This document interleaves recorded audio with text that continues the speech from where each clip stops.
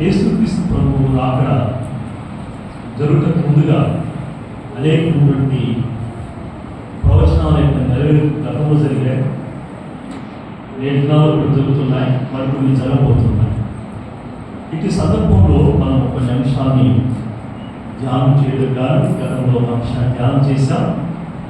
నేను మత్తయి రాసిన సువార్త 24వ అధ్యాయం, మత్తయి రాసిన సువార్త 24వ అధ్యాయం 3వ వచనం నుండి 9వ వచనం వరకు మనం చదవాలి. ఒక ప్రత్యుత్తరంగా చదువుతాం. మత్తయి రాసిన సువార్త 24వ అధ్యాయం 1 నుంచి 9వ వచనాలు. Gospel according to Matthew chapter 24 verses 3 to 9. ఆయన మరి ఒక కొండ మీద కూర్చుని ఉన్నప్పుడు శిష్యులు ఆయన ఏకాంతముగా వచ్చి, ఇవి ఎప్పుడు జరుగును? నీ ఆరునకు ఈ యుగ సమాప్తికి నీ సూచనలేవి అని మాతో చెప్పుమనగా,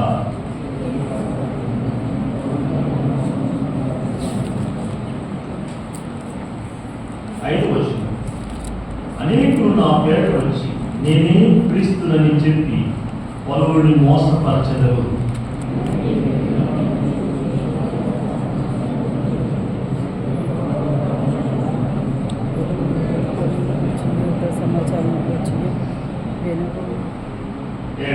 జనము మీదికి జనము, రాజ్యం మీదికి రాజ్యము లేచును. అక్కడక్కడ కరువులను, భూకంపములు కలుగును. ఇవన్నీ 9వ వచనం. అప్పుడు జనులు మిమ్మల్ని శ్రమ పాలు చేసి చంపెదరు, మీరు నా నామము నిమిత్తము సకల జనముల చేత ద్వేషింపబడుదురు. చాలండి. ప్రియ సహోదరులారా, మీరు ధ్యానంలో తీసుకుందాం. దక్షిణ పర్యాయము యేసుక్రీస్తు ప్రభు రాకడకు వచ్చిన సూచనలో మొదటి సూచనగా మోసపరచబడడం గురించి చూశారు. ఈ యొక్క 24వ అధ్యాయంలో మనము 5 అంశాలుగా విభజించుకోవచ్చు. ఒకటి మోసం మరియు అబద్ధ ప్రవక్తలు, డిసెప్షన్ అండ్ ఫాల్స్ ప్రాఫిట్స్. రెండవదిగా చూసినట్లయితే యుద్ధాలు మరియు ప్రకృతి వైపరీత్యాలు, వార్స్ అండ్ నేషనల్ కెలామిటీస్. మూడవదిగా చూసినట్లయితే విశ్వాసులను హింసించడం మరియు ద్వేషించడం, persecution and hatred of believers. నాలుగోదిగా చూసినట్లయితే పాప వినాశనం, మహాశ్రమల కాలం. Abomination of desolation and great tribulation. చివరి 5వదిగా చూసినట్లయితే విశ్వ ఆటంకాలు మరియు మనుష్య కుమారుని రాకడ. Cosmic disturbances and the Son of Man's coming. ఈ విధంగా ఈ 24వ అధ్యాయాన్ని 5 భాగాలుగా విభజించినట్లయితే మొదటి భాగంలో మనం మోసం గురించి, అబద్ధ ప్రవక్తల గురించి గడిచిన పర్యాయము నా వంతు వచ్చినప్పుడు మీతో పంచుకోవడం జరిగింది. నేటి దినమున 6వ వచనం నుంచి 2వ భాగం చూద్దాం. యుద్ధాలు మరియు ప్రకృతి వైపరీత్యాలు. 6వ వచనం చూడండి. మరియు మీరు యుద్ధములను గురించి, యుద్ధ సమాచారము గురించి విందురు. మీరు కలవరపడకుండా చూసుకోండి, ఇవి జరగవలసి ఉన్నవి కానీ అంతం వెంటనే రాదు. జనం మీదికి జనమును, రాజ్యం మీదికి రాజ్యమును లేచును. అక్కడక్కడ కరువులు, భూకంపములు కలుగును. ఇవన్నీ వేదనలకు ప్రారంభము. ఈ 6 నుంచి 8 వచనాలు మనం చూసుకున్నట్లయితే ఇక్కడ కొన్ని ప్రాముఖ్యమైనటువంటి సంగతుల్లో యుద్ధమును గురించి, యుద్ధ సమాచారమును గురించి వింటారు అని చెప్తున్నాడు. ఇప్పటికే మన భారతదేశంకు గతంలో కొన్ని యుద్ధాలు జరిగాయి. పాకిస్తాన్, చైనాతో యుద్ధాలు జరిగాయి. అలాగే గతంలో అమెరికాకు, రష్యాకు యుద్ధాలు జరిగాయి. ఈ మధ్య కాలంలో, అంటే గతంలో ఇంకా చాలా యుద్ధాలు జరుగుతూ వచ్చాయి. ఈ మధ్య కాలంలో చూసినట్లయితే రష్యా, ఉక్రెయిన్ యుద్ధాలు జరుగుతున్నాయి. అలాగే ఇజ్రాయెల్ దేశం, గాజా, లెబనాన్, అలాగే ఇరాన్ మీద యుద్ధాలు జరుగుతూ ఉన్నాయి. సౌత్ ఆఫ్రికా, అలాగే సౌత్ కొరియా, ఉత్తర కొరియాలకు జరుగుతూ వచ్చాయి. మరి కొత్తగా ఈ మధ్య కాలంలో కంబోడియా, థాయిలాండ్ ఆ యొక్క దేశాలకు మధ్యలో యుద్ధాలు జరుగుతున్నాయి. ఇలాగా మరిన్ని దేశాలు కూడా యుద్ధాలు అలా గురించి ఉన్నాయి. యుద్ధాల గురించి, యుద్ధ సమాచారం గురించి మీరు విందులు అంటున్నాడు, వినబోదులు అంటాడు. విన్నాము, వింటూ ఉన్నాం, వినబోతూ ఉన్నాం. ఇక గమనిస్తున్నట్లయితే యుద్ధాలలో సైకలాజికల్ వార్, మానసిక యుద్ధం జరుగుతుంది. ఫిజికల్ వార్, భౌతికమైన యుద్ధం జరుగుతుంది. నావిగేషన్ వార్, ఆ యొక్క నీటి మీద యుద్ధాలు జరుగుతూ ఉన్నాయి. అలాగే వార్ఫేర్ ఇన్ ద ఎయిర్, ఆ యొక్క ఆకాశంలో యుద్ధాలు జరుగుతున్నాయి. అంతేకాకుండా technological wars in the sky, అంతరిక్షంలో సాంకేతిక పరిజ్ఞానంతో కూడినటువంటి యుద్ధము అమెరికాకు, రష్యాకు అక్కడే ఖగోళంలో జరుగుతూ ఉంటున్నాయి. ఇలాంటి యుద్ధాలు మరిన్ని జరుగుతూ ఉంటుండగా ఈ యుద్ధాలు కాకుండా మరికొన్ని యుద్ధాలు జరుగుతున్నాయి. ఎలా ఉన్నట్టండి, జనం మీదకి జనము, రాజ్యం మీదకి రాజ్యము వేచును. జనం మీదకి జనం వేస్తా ఉన్నారు. నేను దినాల్లో చూసినట్లయితే సెన్సస్ జరగకముందే, సెన్సస్ జరిగిన తర్వాత అనగా జనాభా లెక్క, ఈ జరగకముందు కొన్ని జరిగాయి, జరిగిన తర్వాత జరుగుతున్నాయి. ఆయా రాష్ట్రాల్లో, ఆయా దేశాల్లో జనం మీదకి ఒకరి మీద ఒకరు యుద్ధాలు చేసుకుంటూ ఉన్నారు. దేశాల మీద జరగడం యుద్ధాలు వేరు. జనము ఏ విధంగా వారు వర్గీకరణ జరిగించి వారు యుద్ధాలు చేస్తున్నారో చూస్తాం.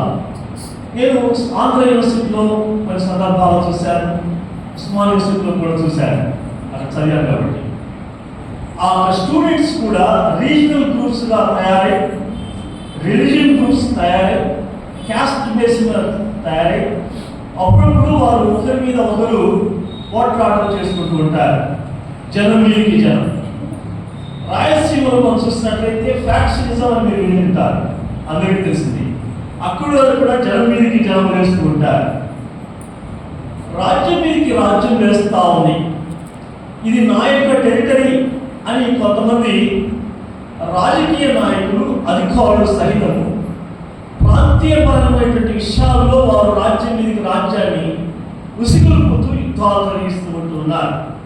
ఇలాంటి యుద్ధాలు జరుగుతూ ఉంటుండగా, యుద్ధాలు అంతకంతకు అధికమై లేస్తూ ఉంటుండగా మనం దాన్ని విన్నాము, వింటూ ఉన్నాము, వినబోతూ ఉన్నాం. ఇవన్నీ కూడా ప్రభు యేసుక్రీస్తు రాకడకు సూచనలుగా కనబడుతూ ఉన్నాయి. ఈ సూచనలు కనబడుతూ ఉంటుండగా ఇక ఏం జరుగుతున్నాయి? అక్కడక్కడ కరువులు మరి భూకంపములు కలుగుతూ ఉన్నాయి. అక్కడక్కడ కరువులు, భూకంపాలు జరుగుతున్నాయి. అబ్రహాము కాలంలో కరువు జరిగినప్పుడు ఏం జరిగిందో మనం చూస్తాం. అబ్రహాము ఒక ప్రాంతం నుండి మరో ప్రాంతానికి వలస వెళ్ళి ఉన్నాడు. అలాగే మనము రూతు గ్రంథంలో చూస్తే ఆ యొక్క ఎలిమెలెకు నయోమి వారు కూడా కరువు సంభవించినప్పుడు ఒక ప్రాంతం నుంచి అన్ని దేశానికి వెళ్ళారు. ఇలాగ కరువు జరిగినప్పుడు నేటి మన యొక్క పశ్చిమ ప్రకాశం జిల్లా కావచ్చు, మన ఆంధ్రప్రదేశ్ రాష్ట్రంలో ఉన్న వారు కూడా ఎంతో మంది వలస వెళ్ళారు. గతంలో ఈ యొక్క చెన్నై అంటే మెడ్రాస్కి వెళ్ళారు, మరికొందరు ఉప్పి ప్రాంతానికి వెళ్ళారు, మరికొందరు విజయవాడ ప్రాంతానికి వెళ్ళారు, ఇంకొందరు హైదరాబాద్ ప్రాంతానికి వెళ్ళారు. అలాగా కొన్ని ప్రాంతాలకు వలసలుతూ వచ్చారు. ఎందుకంటే కరువులు సంభవించినప్పుడు. ఈ కరువులు మాత్రమే కాకుండా అక్కడక్కడ భూకంపాలు కూడా కలుగుతున్నాయి. థాయిలాండ్లో జరిగేటువంటి భూకంపాలు, ఆఫ్ఘనిస్తాన్లో జరిగేటువంటి భూకంపాలు, భారతదేశంలో జరిగేటువంటి భూకంపాలు, ఒకనొక సమయంలో ఆ యొక్క వెస్టర్న్ కంట్రీస్, వెస్టర్న్ ఇండియాలో రైలు ప్రయాణం చేస్తున్నట్టుగా దేవుని సేవకులు వారు సంభాషించుకుంటున్న సమయంలో మత్స్యానుసరైనటువంటి వారు ఇద్దరు దేవుడి సేవకులు ఆ యొక్క ట్రైన్లను కొట్టి ట్రైన్ చేయి లాగి వారి కిందకి తీసుకొచ్చి వారి చర్మాలు ఒలిచి ఆ యొక్క ఆ చెట్టుకు వేలాడదీసి వెళ్ళిపోయారు. ఆ సమయంలో మహాభయంకరుడు భూకంపం కలిగింది. లోతు భూకంపం అనేది కనిపెట్టిన చరిత్రలో, భారతదేశ చరిత్రలో జరిగింది. ఇలాంటి భూకంపాలు జరుగుతూ వస్తున్నాయి. ఇలా అంతేకాకుండా ఈ యొక్క నీటి జలంలో, ఆ యొక్క సముద్రాల్లో కూడా భూకంపాలు జరుగుతున్నాయి. వాటిని సునామీలు అని అంటున్నారు. కాబట్టి ఇలాంటి భూకంపాలు జరుగుతున్నాయి. ఇవన్నీ కూడా వేదన ప్రారంభం అయితే ఇవన్నీ జరగవలసి ఉన్నది కనుక ఆ యొక్క వాటి అంతము వెంటనే రాదు అని చెప్తున్నాడు. అయితే లేఖనాల్లో మరి కొన్ని విషయాలు చూడండి. దినోత్తాంతము 2వ గ్రంథం 15వ అధ్యాయం 6వ వచనం. దినోత్తాంతము 2వ గ్రంథము 15వ అధ్యాయం 6వ వచనం. దేవుడు జనమును సకల విధములైన బాధలతో శ్రమపరచనున్న జనము పట్టణమును పాడు చేయును. చూసారా, ఇక్కడ దేవుడు ఏం చేస్తాడట? ఆ జనములను సకల విధములైన బాధలతో శ్రమపరచునంటున్నాడు. కాబట్టి ఆ శ్రమ గురించి కింది వచ్చిన మనం చదువుకోబోతున్నాం 9వ వచనం నుంచి. ఇక్కడ మనం చూసినట్లయితే కింది భాగంలో జనమును పట్టణమును పాడు చేయును. ఉదాహరణకి మనం లేఖనాల్లో చూసినట్లయితే ఎరికో పట్టణమును దేవుడు ఎలా నాశనం చేశాడో మనం గమనించగలం. అంతే మాత్రం కాకుండా శత్రులైనటువంటి వారు ఇశ్రాయేలు రాజ్యం మీదకి దండెత్తి వారు ఎన్నో పర్యాయాలు ఆ యొక్క పట్టణాన్ని నాశనం చేస్తూ వచ్చారు. నెహెమ్యా కాలంలో కూడా మనం చూసినట్లయితే ఆ యొక్క యెరూషలేము యొక్క ప్రాకారాలను కూలగొట్టాడు. ఈ గంధకములు ఆ యొక్క తలుపుని గుమ్మాలను కాల్చివేశారు. ఆ యొక్క నెబుకద్నెజరు కాలంలో ఇశ్రాయేలు దేశం దండెత్తి అక్కడ పట్టణాన్ని నాశనం చేసిన వారు, ఆయనకి దొంగిలించినటువంటి వారు, కొంతమంది యవనస్తులు చరగా బబులోను దేశాన్ని తీసుకుపోయేటువంటి పరిస్థితులు. కాబట్టి జనం పట్టణం మీదకి పట్టణాలు జరుగుతూ వస్తూ ఉన్నాయి. వీళ్ళు అలాగే మనం కొన్ని విషయాలు చూస్తారైతే యెషయా గ్రంథం 19వ అధ్యాయం 2వ వచనం. యెషయా గ్రంథం 19వ అధ్యాయం. నేను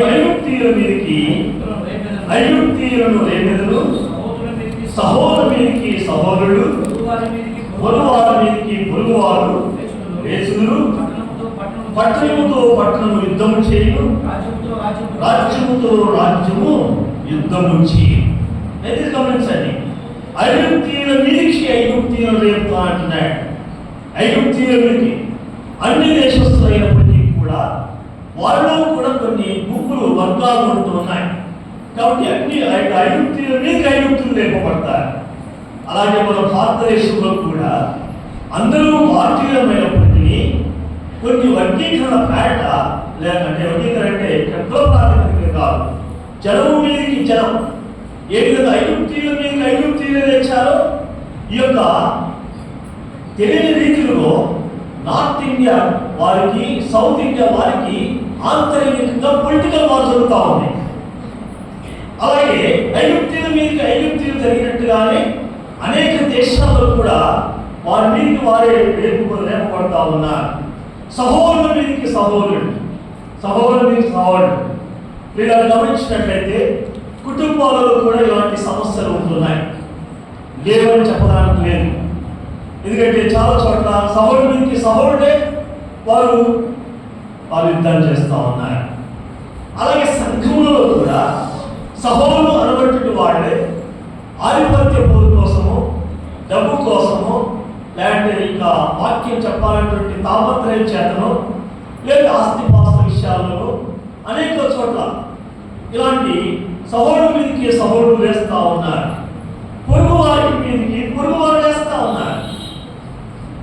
సిటీలలో చాలా తక్కువ, కానీ గ్రామాల్లో పట్టణాలు చూస్తే ఎక్కువగా కనబడుతుంటుంది. చిన్నది ఏదైనా జరిగినా, పొరపాటు ఏదైనా గాలి వచ్చినా, ఇంకోటి ఏదైనా వచ్చినా ఒకరి పేరు చెప్పి ఒకటి తోలనాడుతూ వారిని ద్వేషిస్తూ లేకపోతే చెడుబాటు తగ్గుతూ ఆ మాట పెరిగి ఒకరి మీద ఒకరు వారు కలహాలు పెట్టుకొని వారు కొట్టుకోవడం, చంపుకోవడం జరుగుతుంటాయి. ఈ పొరుగువారి మీదకి పొరుగువారు వేస్తా ఉన్నారు. పట్టణముతో పట్టణం యుద్ధం చేయి. ఇప్పుడు పట్టణానికి యుద్ధం జరుగుతూ ఉంది. అక్కడ సరిహద్దులు గొడవలు రావచ్చు, లేదా పట్టణంలో ఉన్నటువంటి ఆయా విషయాలను బట్టి వారికి యుద్ధాలు జరుగుతూ ఉంటాయి. రాజ్యముతో రాజ్యయుద్ధం చేయి, ఇలా జరుగుతాయి అనేసి దేవుడు ముందుగానే ప్రవక్తల ద్వారా ఈ ప్రవచనాలని తెలియజేసి ఉంటున్నాడు. ఇలా దయచేసి గమనించండి మరొక విషయాన్ని. ప్రకటన గ్రంథము 6వ అధ్యాయం 4వ వచనం. ప్రకటన గ్రంథము 6వ అధ్యాయం 4వ వచనం. అప్పుడు ఎర్రనిదైన వేరొక గుర్రము బయలుదేరి మనుషులు ఒకరికొకడు చంపుకున్నట్లు భూలోకంలో సమాధానం లేకుండా చేయటకు ఈ గుర్రం మీద కూర్చున్న వాడికి అధికారం ఇవ్వబడును. ఇలా దయచేసి గమనించండి. ఇక్కడ ఈ వచనాల్లో మనం చూస్తున్నట్లయితే ఆ యొక్క మనుషులు ఒకరికొకరు చంపుకున్నట్లుగా మనుషులు ఒకరికొకరు చంపుకునే పరిస్థితి ఏర్పడింది. ఆస్తిపాస్తుల విషయాలు ఒకరికొకరు చంపుకుంటున్నారు. ఆస్తుల విషయాలు కొంతమంది తల్లులను చంపుతున్నారు పిల్లలు. ఆస్తుల విషయాలు మరికొంతమందికి వెళ్ళి చంపుతూ ఉంటున్నారు, చంపిస్తూ ఉంటున్నారు. కాబట్టి మనుషులు ఒకరికొకరు చంపుకున్నట్లుగా భూలోకంలో సమాధానం లేకుండా చేయడానికి ఈ యొక్క సాతానుడు ఏం చేస్తున్నాడంటే, ఇదిగో ఆ అధికారం పొందిన వాడి ఇలాంటి కార్యానికి శ్రీకారం చుట్టిన్నాడు. కాబట్టి మనం అంతా గమనించాలి. ఇవన్నీ ఎవరి వల్ల జరుగుతున్నాయి, ఎందుకు మిత్రులు జరుగుతున్నాయో ఒకసారి ఆలోచించాలి. కాబట్టి ఎన్ని క్రీస్తు రాకకు సూచనలుగా ఉన్న విషయాన్ని కూడా మనం గమనించబోతున్నమై ఉంటున్నాం. అలాగే ఆ 8వ వచనాన్ని చూడండి. అక్కడే 6వ అధ్యాయం 8వ వచనం ప్రకటన. అప్పుడు నేను చూడగా ఇదిగో పాండుల వర్ణంగా ఒక గుర్రము కనబడేను, దాని మీద కూర్చున్న వారికి మృత్యువు, మృతులలోకి వారిని వెంబడించను, కట్టమలను కరువలను మడవలను భూమిలో 2 క్రూరములను భూనివాసం చొప్పునకు భూమి యొక్క 4 భాగమైన అధికారం వారికి ఇవ్వబడను. ఇక్కడ కూడా చంపుకోవడం అనేది జరుగుతూ ఉంది. మీరు దయచేసి గమనించండి. ఇలా ఉంటూ ఉండగా మత్తయి రాసిన సువార్త 10వ అధ్యాయం 34వ వచనంలో మత్తయి రాసినటువంటి సువార్త 10వ అధ్యాయం 4వ వచనంలో 34వ వచనం ఇక్కడ రాయడం చూడండి. మత్తయి రాసిన సువార్త 10వ అధ్యాయం 34. నేను భూమి మీదకి సమాధానము పంపవచ్చునని తలంచుకుడి. ఖడ్గమునే గాని సమాధానములకు నేను రాలేదు. ఒక మనుషునికి వారి తండ్రికి కుమార్తెకును ఆమె తల్లికి కోడలికి ఆ అత్తకును విరోధం పెట్టవచ్చుని. దయచేసి ఎందుకు ఈ విషయాలు చెప్పబడ్డాయంటే, భూలోకంలో ఉన్నటువంటి పరిస్థితులు, మానవుని యొక్క ఆలోచనలు, మానవుని యొక్క తలంపులు, మానవుని యొక్క వ్యూహాలు, మానవుని యొక్క ప్రణాళికలు దేవునికి భిన్నంగా ఉంటున్నాయి. అపవాదికి వారి యొక్క మనస్సుల్లో చోటించడం ద్వారా, దేవునికి వారి యొక్క మనస్సుల్లో హృదయాలు చోటు ఇవ్వకపోవడం ద్వారా ఇలాంటివన్నీ చోటు చేసుకుంటున్నాయి. అందుకని దేవుడు ముందుగానే చెప్తున్నాడు.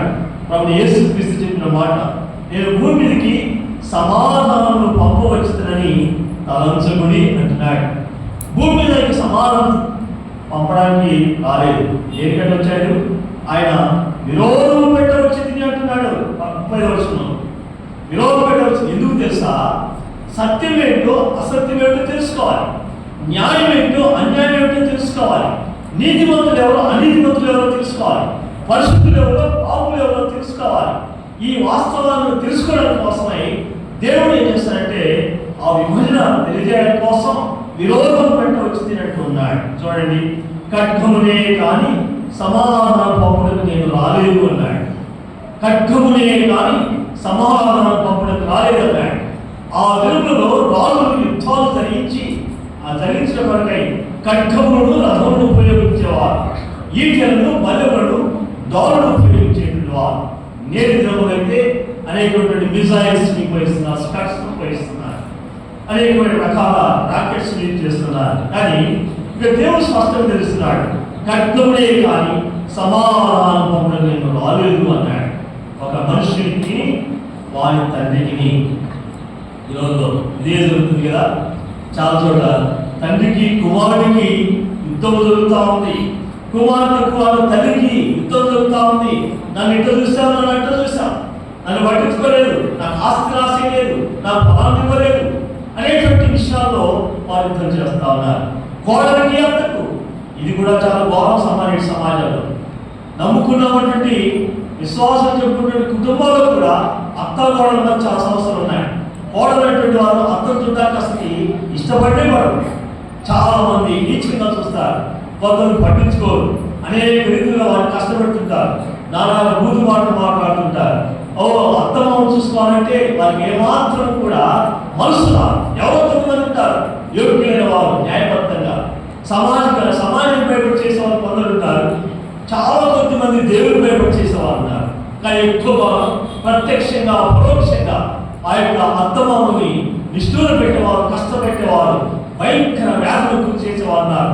తద్వారా దినాలు కుమారుడు కుమార్తెలు, కోడళ్ళు అల్లుళ్ళు, లేకపోతే ఆ యొక్క వారు ఎవరైతే చూసుకోవట్లేదో వారి తల్లిదండ్రులు అత్తమామలు నిరాశలు వెళ్ళిపోతున్నారు, అనాథలు వెళ్ళిపోతున్నారు, చంపబడుతున్నారు, అనాథాశ్రయాల్లో ఉంటున్నారు, అడుక్కొని తింటూ ఉన్నారు. ఎంత దారుణం! ఆ శాపం వారి పిల్లలకి వస్తుంది అనేసి లేఖనాల్లో స్పష్టంగా తెలియజేయబడతా ఉంది. చూడండి, ఒక మనుషునికి వారి తల్లికి, కుమార్తెకి వారి తల్లికి, కోడలికి ఆ వంతకును విరోధము పెట్టవచ్చుని. ఒక మనిషిని ఇంటి వారే అతనికి శత్రువులు. ఎవరో శత్రువులు అనుకుంటాం. ఇదిగో ఒక మనిషికి వారింటి వారే శత్రువులు అవుతారు. మనకు వ్యక్తిగతంగా చూసినట్లయితే మనం ఉన్న అంతరాత్మకి, మన యొక్క శరీరానికి ఇప్పుడు యుద్ధం జరుగుతూనే ఉంది. మన వాటిలో వచ్చినటువంటి సాతానికి దేవుని ఆత్మకు పోరాటం జరుగుతుంది. మిఖాయేలు దూత దేవుని పక్షం యుద్ధం జరిగిస్తూ ఉన్నాడు. ఇలా ఉంటుండగా ఈ లేఖనాలను చూస్తున్నప్పుడు చూడండి, జనం మీదకి జనం రాజ్యం వేస్తూ ఉండగా అపోస్తలుల కార్యములు 11వ అధ్యాయం 8వ వచనం గమనించండి. ఉన్న సమయం బట్టి నేను ముగిస్తాను. మన విషయాలు ఇంకోసారి ధ్యానం చేద్దాం కావాలండి. అపోస్తలుల కార్యములు 11వ అధ్యాయం 28వ వచనం.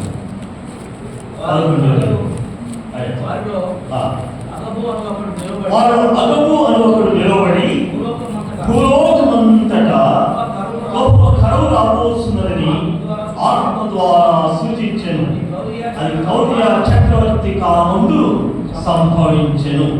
ఆ దినములందు అపోస్తలులు కార్యాలు జరిగిస్తున్న సమయాల్లో, శిలువలో క్రీస్తును ప్రకటించుతున్న సమయాల్లో, పునరుత్థాన యేసుక్రీస్తు సాక్ష్యం ఇస్తున్న సమయాల్లో అగబు అనేటువంటి ఒకడు ఉన్నాడు. ఆయన నిలబడి అందరి ఎదుట, ఇదిగో భూలోకం అంతటా కూడా గొప్ప కరువు రాబోతుంది అని ప్రకటించాడు. ఇది ఎలాగా కలుగుతానుగా ఆత్మ ద్వారా మాట రాయబడింది. ఆత్మ అనే మాట బోర్డు లెటర్స్ రాయబడించండి, అనగా పరిశుద్ధ దేవుడి ద్వారా ఈ యొక్క విషయాన్ని ప్రకటించాడు.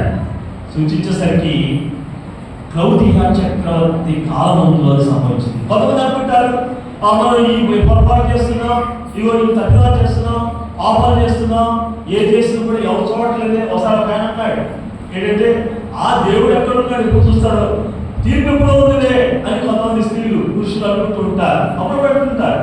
కానీ ఇక్కడ చేయడానికి కార్యమైన అవాచ్యమైన కార్యాలు జరిగిస్తూ ఉంటారు.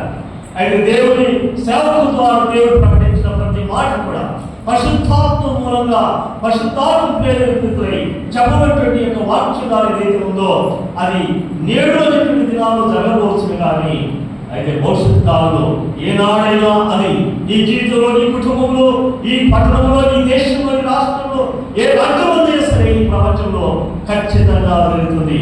క్లౌదియ చక్రవర్తి కాలంలో సంభవించింది. అయితే ఎలిజబెత్ ఒక స్త్రీ ఉంది, ఆమె అన్ని దేశస్తురాలు. అహాబు అనేటువంటి ఆయన ఇశ్రాయేల్ దేశస్తుడు. ఇశ్రాయేల్ జనాల బట్టి మీకు అందరికీ జరిగింది. ఆయన ఇశ్రాయేల్ దేవుడి చేత ఏర్పరచబడినవాడు. అయితే ఈయన అన్నిటైనటువంటి ఆ ఎలిజబెత్ స్త్రీని వివాహం చేసుకోవడం ద్వారా ఆమె యొక్క ట్రాప్లో పడ్డాడు. ఈయన కూడా ఆమె చెప్పిందే చేస్తున్నాడు. మొదట వెళ్ళేదాకా ముందేమో అమ్మ నాన్నని ఎంతో ప్రీతిగా చూశారు, తర్వాత మాత్రం ఏం లేదని అంత అయిపోయింది. ఇప్పుడు అంతా అయిపోయింది. ఇక ఏది చెప్తే అది, వాళ్ళు ఏది చెప్తే అదే అని అంటారు. అట్లాగే ఇక అహాబు పరిస్థితి కూడా ఏర్పడింది. అన్య దేవతారాధన విగ్రహాలను విడుదల చేస్తున్నాడు. ఇశ్రాయేలు దేవుని యొక్క మాటలు ఏమాత్రం వినేటువంటి వాడు కాదు, దేవుడి మాటకు లోబడేవాడు కాదు, దేవుడి చిత్తం ధరించేవాడు కాదు. దేవుడి యొక్క సేవకులను ప్రవక్తలు వచ్చి ఎన్నిసార్లు చెప్పినా హెచ్చరించినా ఏమాత్రం కూడా లోబడేవాడు కాదు, విని గ్రహించేవాడు కాదు. ఇది అంతేకాకుండా ఎంతో మంది చంపేశారు. ఎదిగినటువంటి స్త్రీ నడిపించి అనేక రీతులుగా ప్రత్యక్షంగా పరోక్షంగా అనేక చంపేసింది, చంపించింది. రాజును ప్రేరేపించింది అహాబు రాజుని, తానే ఆజ్ఞాపించి భటుల చేత చంపించింది. కానీ దేవుడు ఆ దినాల్లో ఒక మనిషిని ప్రేరేపించి, ఎవరైతే ఆ యొక్క రాజు యొక్క గృహ నిర్వాహకం చేస్తున్నాడో ఆయన గుహలో కొంతమంది దేవుని యొక్క ప్రవక్తని దాచిపెట్టి వారిని పోషిస్తూ వచ్చాడు. అయితే ఆ దేవుడు యొక్క ఏదో ఒక్కరు మాత్రం బయట ఉన్నాడు.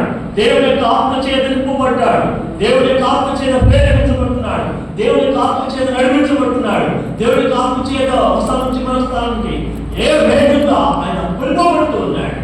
చెప్పాడు ఏలియా మనవంటి మనుషుడే, ఆయన మనవంటి స్వభావం కలిగిన వాడే. కానీ చూసి అన్నాడు, ప్రార్థించినప్పుడు 3.5 సంవత్సరం వర్షము గొప్ప కరువు వచ్చేసింది. అయితే దేవుడు ఏదో చెప్పాడు, అయ్యా నీవైతే ఏదు ఎక్కడికి, ఆ కెరీతు వాగు దగ్గరికి వెళ్ళు అన్నాడు. మరి అందరికీ ఆహార పానీయాలు ధనవంతుల దాచిపెట్టుకుండవచ్చు, లక్షల కోట్లు దాచిపెట్టుకుండవచ్చు, లేకపోతే బంగారు తాకట్టు పెట్టి వారు సంపాదించిన వాళ్ళు ఆ పోషణ కోసం ఉపయోగించుకోవచ్చు, లేకపోతే అనేక వ్యాపారాలు చేసి వారు సంపాదించుకోవచ్చు. అయితే ఈ యొక్క ఏరియా దగ్గర ఏమీ లేదు. అయితే అహాబు ఎదురు అనుకుండవచ్చు, మామూలు చచ్చిపోతున్నారు, ఈ ఈయన కూడా చచ్చిపోతాడంటారు. దేవుడు ఏలియా దేవుని యొక్క సేవకుని గుర్తించాడు. ఏలియాను కిరీతు వాగు దగ్గరికి వెళ్ళమన్నాడు. ఆ వాగులో నీరు తాగడానికి ఆజ్ఞాపించాడు. ఆ యొక్క కాకులను ఆజ్ఞాపించాడు.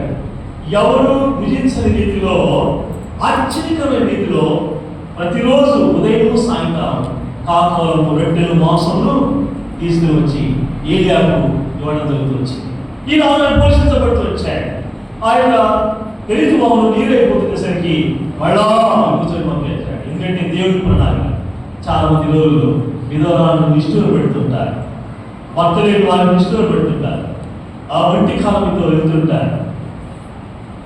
తండ్రి లేనటువంటి అనాథ పిల్లల్ని వారిని ఎంతో బాధపడుతూ ఉంటారు. అందుకని దేవుడు ఒక కుటుంబాన్ని జ్ఞాపకం చేస్తున్నాడు. సారపతి గ్రామంలో ఆమె చాలా పేదలో ఒక్కడే కుమారుడు. ఇక వాళ్ళ దగ్గర కూడా సరిపడినంత ఆహారం లేదు. గుడ్డిలో కొంచెం నూనె ఉంది, ఆ యొక్క తొట్టిలో కొంచెం పిండి ఉంది. ఇంకా ఒక్క కొద్దిగా రొట్టెలు చేసుకొని తిరిగి చనిపోదాం అనుకుంటున్నారు. దేవుని ప్రేమ, దేవుని యొక్క కృప చూడండి. దేవుని యొక్క ప్రణాళిక ఎంత గొప్పదో ఒకసారి ఆలోచించి ఆ పంపించినప్పుడు పొలనుకుంటా ఉంది. అమ్మ అన్నప్పుడు అడిగింది. అయితే ఇంకో వెళ్ళి ఆ రొట్టెలు తీసుకొని మా నా దగ్గర తీసుకురామంటే, అయ్యా కొద్దిలో కొంచెం ఉందయ్యా, ఒడ్డులో కొంచెం నూనె ఉందయ్యా, ఆ కొంచెం చేసుకుని నేను నా కుమార్తె చనిపోదామంటే, లేదా మా వెళ్ళి తయారు చేసి వాటిని అడ్డు తీసుకురా అంటే, ఆయన చూడండి ఎంత విశ్వాసంతో నిరీక్షణ కలిగి ఏమి ఎరుగకుండానే వెళ్ళి తయారు చేసి ఈయన దగ్గర తీసుకొచ్చింది. ఆ కరువు తీరు పర్యంత వరకు ధైర్యుడు దేవుని సేవకుడైనటువంటి ఏలియా, విధవరాలైనటువంటి సారపతిగా ఉన్న ఆ స్త్రీ, ఆమె కుమారుడు పోషించబడుతూ వచ్చింది. దేవుడు ఆశీర్వదించాడు. కొండలైనా కరిగిపోతాయి, లక్షల కోట్లైనా కరిగిపోతాయి, ఎన్ని భూములైనా కరిగిపోతాయి, ఎన్ని ఇళ్ళైనా కరిగిపోతాయి, ఎంత ఆరోగ్యమైనా కరిగిపోతుంది, ఎంత పేరు ప్రఖ్యాతలైనా కరిగిపోతాయి. అయితే ప్రభురాకుల సూచనలలో చూస్తున్నాం, ఇక్కడ అగువు ద్వారా బయటించబడి నెరవేర్పు జరిగింది. ఇలా గ్రంథంలోనే చాలా విషయాలు ఉంటున్నాయి. 16వ అధ్యాయం 18వ వచనం చదివి ముగిద్దాం. ప్రకటన 16వ అధ్యాయం 18వ వచనం. 16 అప్పుడు మెరుపులు ధ్వనులు ఉరుములు పుట్టెను, పెద్ద భూకంపమును కలిగెను, మనుషులు భూమి మీద పుట్టెమని అటు మహాభూకంపం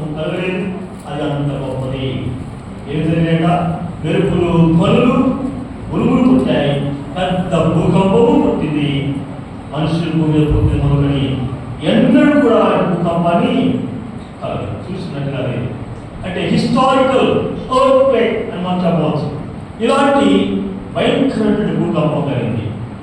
ఇలాగున యుద్ధముల గురించి, యుద్ధ సమాచారం గురించి మనం వినబోతూ ఉన్నాము. అంతేకాకుండా జనం మీదకి జనములు, రాజ్యం మీదకి రాజ్యం వేస్తుంది. అక్కడక్కడ కరువులు, భూకంపాలు కలుగుతున్నాయి. ఇవన్నీ కూడా వ్యాధులు ప్రారంభం. ఇవన్నీ జరగవలసి ఉన్నాయి. అంతం వెంటనే రాదు. ఎందుకంటే అందులో అంతటా మామూలు మనసు పొందాలని దేవుని కోరిక. అయితే సర్వలోకం వెళ్ళి సంస్కృతికి స్వార్థ ప్రకటించాల్సిన బాధ్యత నీ మీద, నా మీద, మనందరి మీద ఉంది.